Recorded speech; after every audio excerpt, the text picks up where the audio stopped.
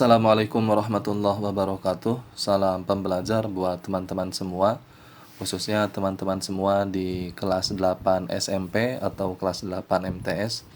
Karena kita akan membahas masih tentang soal ANBK, Asesmen Nasional Berbasis Komputer, atau juga disebut dengan AKM ya, Asesmen Kompetisi Minimum. Jangan lupa di-share ke teman-teman yang lain agar yang lain bisa ikut belajar di channel YouTube High Instinct. Oke, kita masih lanjut tentang numerasi bagi teman-teman semua yang belum nonton video sebelum-sebelumnya, baik tentang numerasi ataupun tentang literasi. Nanti silakan linknya ada di deskripsi ataupun ada di akhir video. Oke, sekarang di sini ada soal tentang produksi padi di masa pandemi. Ya, kalau kemarin kita sudah membahas tentang sistem mina padi ya. Nah, kalau di sini kita membahas tentang produksi padi di masa pandemi. Oke, kita baca dulu teksnya. Pemerintah melalui Badan Pusat Statistik atau BPS telah merilis data produktivitas padi dari setiap provinsi di Indonesia. Data tersebut meliputi luas lahan persawahan yang dipanen dan produktivitas lahan panen. Adapun data jumlah produksi per tahun dapat diketahui dengan mengalihkan luas lahan panen dan produktivitasnya. Angka produktivitas padi diperoleh melalui survei berupa gabah kering panen atau yang disingkat dengan GKP yang dikonversikan menjadi gabah kering giling atau GKG. Pulau Jawa sebagai pulau dengan jumlah penduduk terbanyak masih memerlukan pasokan beras dari daerah lain maupun dari impor. Hal tersebut karena jumlah hasil panen belum dapat mencukupi kebutuhan panen masyarakat. Berikut data jumlah produksi padi dari perwakilan provinsi di 5 pulau terbesar di Indonesia. Oke, sekarang kita lihat. Nah, ini hasil dari produktivitas sama dari luas lahannya ya. Di sini kita lihat Provinsi Sumatera Utara, luas lahan panen per hektarnya itu luas lahannya 400.301 hektar ya. Kemudian di sini produktivitas 51,87 ya. Kemudian di sini ada Jawa Barat. Nah, Jawa Barat ini paling luas ya. Jawa Barat di sini luas lahan panennya 1.613.829. Kemudian di sini produktivitas 57,13. Nah, kemudian ada di bawahnya Kalimantan Selatan, di sini cuma 292.027 ya. Nah, kemudian produktivitasnya 38,85. Dan yang keempat di sini ada Sulawesi Selatan. Nah, luas lahannya di sini di bawah Jawa Barat ya, 978.193 hektar ya.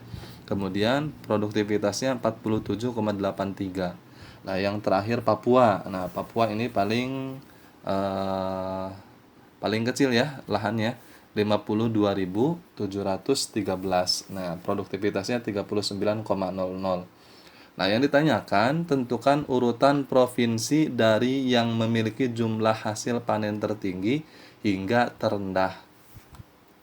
Nah, berarti dalam soal ini permasalahannya tadi kita sudah mengetahui bahwa yang ditanyakan itu adalah jumlah hasil panen tertinggi. Kemudian kita urutkan sampai jumlah hasil panen terendah. Nah, bagaimana cara mengetahuinya? Tadi di soal sudah diketahui, sudah dijelaskan.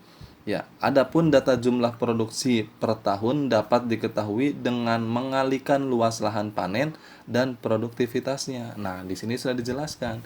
Jadi, agar kita mengetahui hasil ya produktivitasnya atau jumlah produktivitas per tahunnya, itu kita bisa mengalihkan luas lahan panen dengan produktivitasnya. Berarti kita tinggal mengalihkan ya luas lahannya kalikan dengan produktivitasnya. Oke, sekarang kita coba satu persatu ya. Nah, kalau kita kalikan di sini 400.301 dikali 51,87. Kalau teman-teman menghitungnya itu nanti hasilnya akan 20 juta ya. 20.763.612,87 kuintal. Nah, jadi kan tadi di bacaan diketahui caranya itu dikalikan luas lahan dikali dengan produktivitas. Nah, ini untuk Sumatera ya. Sedangkan untuk Jawa Barat dari 1 juta hektar lebih ya atau 1,6 dikalikan dengan produktivitas 57,13, ini hasilnya adalah 92 juta sekian. Ya, atau lebih lengkapnya 92.198.050,77 kuintal. Nah, ya. Nah, bagaimana untuk Kalimantan? Kita cek Kalimantan. Sama caranya. Ya, caranya yaitu untuk mengetahui hasil panennya ya. Luas lahannya 292.027 dikali 38,85. Hasilnya itu sekitar 11 juta. Ya, 11.345.248,95 kuintal ya. Nah, ini untuk Kalimantan Selatan. Nah, bagaimana untuk Sulawesi Selatan? Sama, caranya sama, luas lahan dikali dengan produktivitas. Ya, untuk mengetahui hasil panennya. Nah, luas lahannya di sini 978.193 dikali 47,83. Ini kalau kita kalikan, ya kalau kita kalikan hasilnya adalah 46.971,19 kuintal. Nah, ya. Oke, bagaimana untuk Papua? Ya, Papua karena di sini luas lahannya hanya 52, ya 52.000. Nah, sedangkan di sini produktivitasnya 39,00. Kalau kita kalikan, itu hasilnya adalah sekitar 2 juta saja. Ya, 2.055.807 kuintal. Nah, tidak ada komanya ya, karena di sini komanya 0 ya. Nah, ini hasil dari panen masing-masing dari 5 provinsi ini. Nah, bagaimana untuk urutannya? Ya, kalau kita melihat ke sini, tentu urutan yang paling tinggi atau paling besar hasil panennya, ya lihat di sini kita. Ya, dari luas lahannya saja sudah kelihatan ya. Sebetulnya dari luas lahannya saja tanpa teman-teman semua mengkalikan luas lahan dikali produktivitas itu sudah kelihatan ya. Nah, di sini Jawa Barat tentu, nah ini paling tinggi hasil panennya, paling besar ya. Berarti Jawa Barat, kemudian setelah Jawa Barat, selanjutnya setelah Jawa Barat, ini kan di bawah Jawa Barat ada 46. Nah, 46 ini Sulawesi Selatan. Berarti urutan yang kedua Sulawesi Selatan. Kemudian urutan ketiga setelah Sulawesi Selatan ada nih paling atas Sumatera Utara. Nah, ya, Sumatera Utara. Kemudian setelah Sumatera Utara, nah tentu Kalimantan Selatan ya, Kalimantan Selatan, dan yang terakhir ada Papua. Nah, ini untuk urutan hasil panen tertinggi sampai terendah ya. Jadi teman-teman, walaupun tidak dikalikan antara luas lahan dikali dengan produktivitas, itu sebetulnya teman-teman bisa melihat dari luas lahannya. Ya, bisa melihat dari luas lahannya. Terlebih di sini Jawa Barat kan produktivitasnya tinggi juga di sini ya. Produktivitasnya tinggi juga. Nah, ini untuk hasil panen tertinggi mengurutkan. Ya. Oke, sekarang kita lanjut ke soal berikutnya. Nah, kalau ini tentang klasemen Liga Sepak Bola. Ini Liga Inggris ya. Nah, teman-teman kira-kira fansnya ke mana nih? Ya, City atau MU atau apa nih ya? Nah, oke, sekarang kita baca klasemen Liga Sepak Bola. Ini Liga Inggris ya. Suatu liga sepak bola telah berlangsung hingga tiap tim memainkan 25 pertandingan. Posisi 6 tim terbaik adalah sebagai berikut. Nah, ini berarti posisi 6 teratas ya. Di sini ada paling atas itu City ya, Manchester City 59 poin totalnya dari 25 pertandingan. Kemudian MU atau Manchester United di sini 49 poin, beda berapa poin? Beda 10 poin ya dengan City di sini. Kemudian Leicester City juga 49, hampir sama dengan Manchester United, tapi mungkin yang membedakan itu selisih gol biasanya ya. Sehingga MU ini posisinya lebih atas daripada Leicester City. Biasanya selisih gol itu membedakan posisi peringkat juga ya. Kemudian ada urutan keempat, itu ada West Ham United 45, beda 4 ya, beda 4 poin dengan Leicester City. Kemudian posisi kelima di sini ada Chelsea 43, ini beda 2 poin ya. Dan yang terakhir urutan ke-6 atau peringkat ke-6 ini ada Liverpool. Ya, Liverpool ada 40 ya. Bukan Liverpool ya, di sini tidak ada Liverpool ya. Liverpool adanya. Liverpool ya. Nah, sebanyak 3 poin diperoleh untuk tiap kemenangan. Jadi ketika menang ditambah 3 poin ya.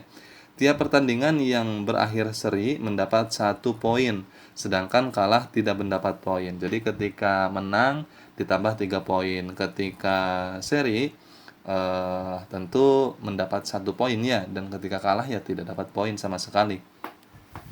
Nah, pertanyaannya, tim yang tidak ada peluang naik peringkat pada pertandingan berikutnya meski memperoleh kemenangan adalah titik-titik. Nah, kira-kira dari 6 tim ini ketika main lagi 1 kali, tetapi walaupun menang ya ditambah 3 poin, tim tersebut tidak akan naik peringkat. Nah, kira-kira tim yang mana nih? Teman-teman, kalau yang laki-laki pasti paham ya. Laki-laki pasti paham ya, perempuan juga harus paham ya, karena hanya tinggal ditambahkan 3 poin saja kalau menang ya. Nah, kita cek satu persatu. Nah, di sini opsi jawabannya di sini berbentuk kotak. Nah, biasanya kalau kotak itu jawabannya lebih dari satu yang benarnya. Ya, jadi teman-teman semua boleh dipilih 2, boleh dipilih 3, boleh dipilih 4 atau semuanya. Kalau memang betul, kalau yang salah ya jangan dipilih ya. Oke, sekarang kita cek satu persatu dari jawaban yang pertama dulu. Selosin. Nah, selosin ini dibacanya selosin atau bagaimana ya? Nah, kalau Selosin kemudian main, ya, ketika main ini kan poinnya 43. Ketika ditambah misalkan menang nih Selosin ini. Menang berarti tambah 3 46 poin. Nah, misalkan West Ham United-nya di sini kalah. Ya, kalah. West Ham United-nya kalah. Nah, kemudian apakah Selosin ini akan naik peringkat? Akan naik. Ya, karena West Ham United-nya kalau misalkan kalah ya tetap 45, sedangkan Selosin-nya ketika menang dia akan 46 poin dan akan naik. Nah, jadi Selosin ini bisa saja naik. Nah, karena apa? Karena poinnya akan lebih beda satu dengan West Ham United kalau menang.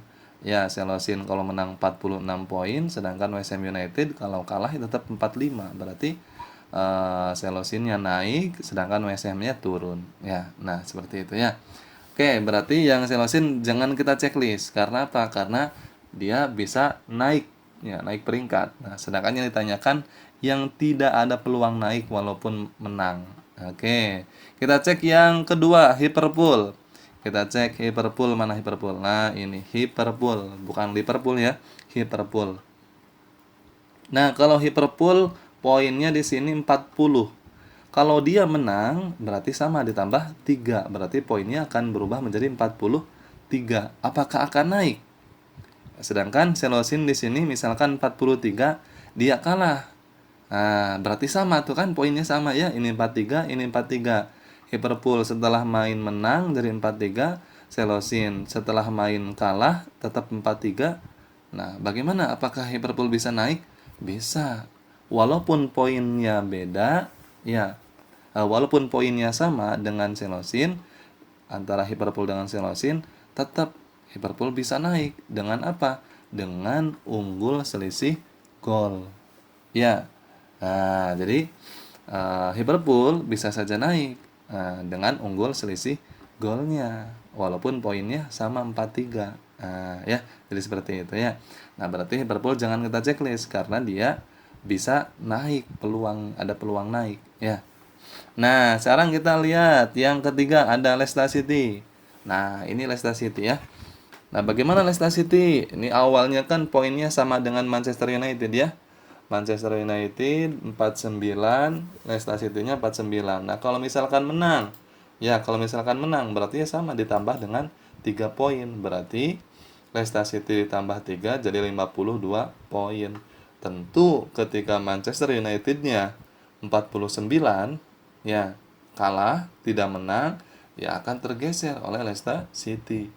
Ya, Manchester United-nya turun, Leicester City-nya akan naik. Berarti Leicester City tidak termasuk. Karena apa? Karena dia bisa naik peringkat. Ya, berarti Selosin, Liverpool, Leicester City ini dia tidak termasuk karena bisa naik peringkat. Ya, kita cek yang keempat ya. Ada Manchester United. Oke, MU. Di sini 49. Misalkan nih MU ini menang, ya pertandingan selanjutnya menang. Berarti ketika menang dia akan ditambah 3 poin. Berarti poinnya berapa? 52 poin. Apakah Manchester United ini akan naik? Misalkan City-nya di sini kalah, tetap 59.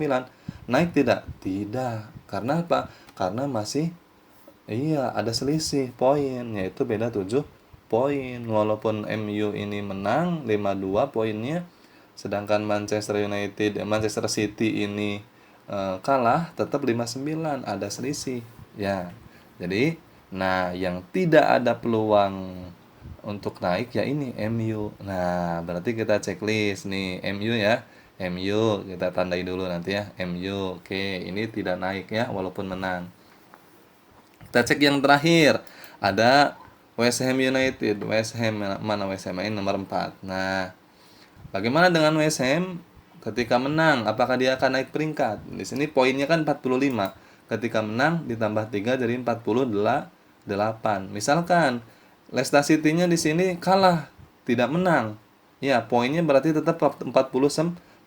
Nah, berarti West Ham walaupun menang ada selisih poin, yaitu beda 1 poin. Berarti West Ham United walaupun menang dia tidak akan naik peringkat. Karena apa? Karena beda selisih poin 1. Nah, ya ini 48, ini 49. Ya, terlebih kalau Leicester City-nya misalkan menang ya eh, tidak akan naik ya. Menang juga West Ham United-nya si Leicester City-nya kalah dia tidak akan naik ya. Berarti yang tidak ada peluang naik peringkat walaupun menang yaitu nih ya MU dengan West Ham United. Berarti ada 2 yang kita checklist ya. Oke, mudah-mudahan bermanfaat buat teman-teman semua. Jangan lupa di-share video ini sebanyak mungkin ke teman-teman yang lain agar yang lain bisa ikut belajar di channel YouTube Bahagia Girsting. Mudah-mudahan teman-teman semua di AKM-nya atau NBK-nya mendapat nilai yang bagus, tidak ada yang di bawah KKM ya. Amin ya rabbal alamin. Wassalamualaikum warahmatullahi wabarakatuh. Salam pembelajar.